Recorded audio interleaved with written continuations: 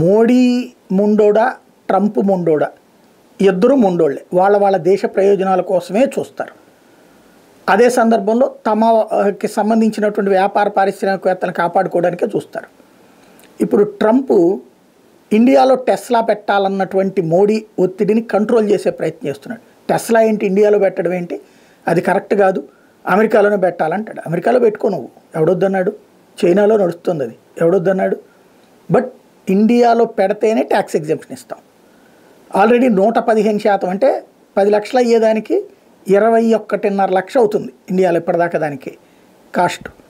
అలా కాకుండా 15% పెట్టమని చెప్పేసి రెగ్యులర్గా ఇక్కడ ఉన్నటువంటి ట్యాక్స్ పెట్టమని టెస్లా అధినేత అడిగితేనే కుదరలా. ఇప్పుడు ఇండియాలోనే పెడతానంటే అతను 70%కి అతనికి ఇవ్వడానికి రెడీ అయ్యారు, కస్టమ్స్ సుంకాలు తగ్గించడం అన్నట్టు.